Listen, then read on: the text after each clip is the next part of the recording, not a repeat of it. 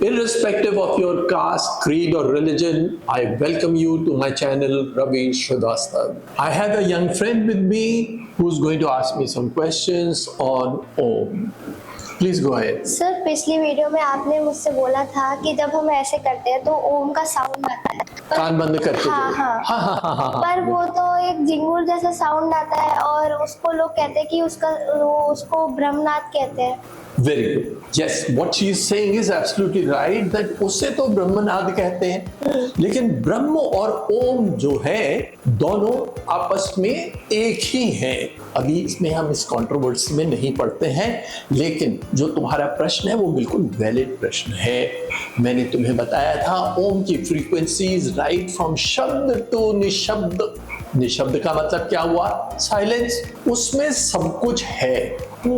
तो ये जो टॉपिक है ओम और ब्रह्म, ये मांडुक्य उपनिषद का टॉपिक है। बहुत ही ज्यादा गूढ़ है। और मैं क्या है कि अभी तुम्हारी जैसी एज है, जितनी तुमने अभी नॉलेज गेन करी है, उसके साथ साथ हम क्या कर रहे हैं कि इसे अभी ऊपर ऊपर की बातें ही ब्रह्म ओम के बारे में बता रहे हैं।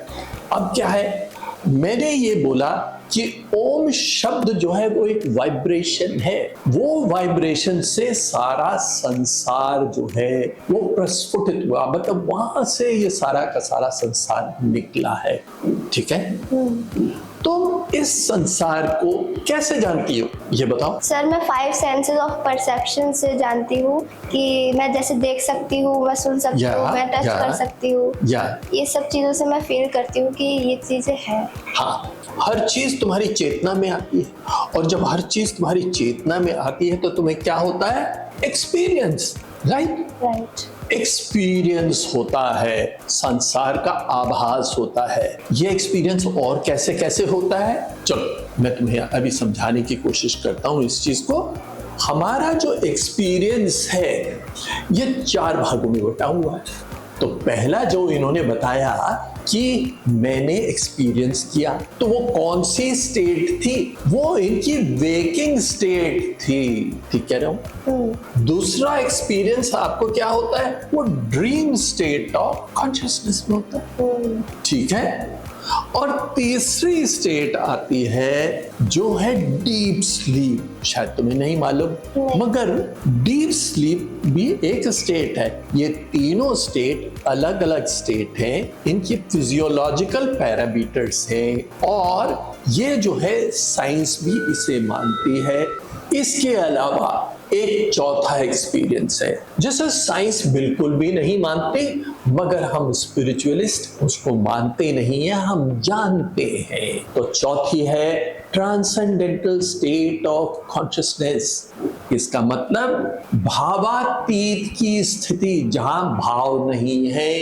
सर, पर उस टाइम पे तो हम जग भी नहीं रहे होते, तो हमें कैसे पता चलता है कि हम क्या एक्सपीरियंस कर रहे हैं? बहुत अच्छी बात करी है तुमने, बिल्कुल ठीक मेरे से पूछा है कि हम जग रहे नहीं होते। लेकिन जैसा मैंने तुम्हें बताया, क्या अभी मैं क्या बता रहा हूं? अभी मैं ये बता रहा हूं कि जो ओम शब्द है उसके 4 भाग हैं। 3 भाग फिजिकल एक्सपीरियंस है, चौथा भाग ट्रांसेंडेंटल, इसका मतलब बियॉन्ड सेंसेस ऑफ परसेप्शन। जब तुमने मेरे से कहा 5 सेंसेस ऑफ परसेप्शन से मैं जानती हूं, ये जो जानना है, ये जो ज्ञान आता है, ये बियॉन्ड है, ये सेंसेस ऑफ परसेप्शन से नहीं आता है। इस परसेप्शन को तुम्हें समझने के लिए बस मैं ये कह सकता हूं कि 6th सेंस है। उस 6th सेंस में हमें समस्त संसार का, समस्त ब्रह्मांड का और ब्रह्म का भी ज्ञान हो जाता है।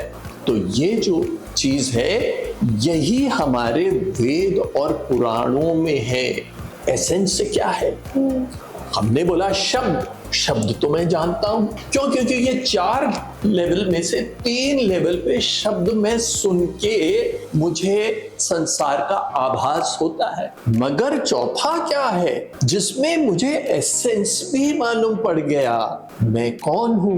मैं ब्रह्म हूं। इसका ज्ञान जो है वो निशब्द में है। इन अदर वर्ड्स, हमारा निशब्द जो है वहां से ही सब कुछ निकला है। और अगर हम साइंस की बात करने लग जाएं तो साइंस में क्या है?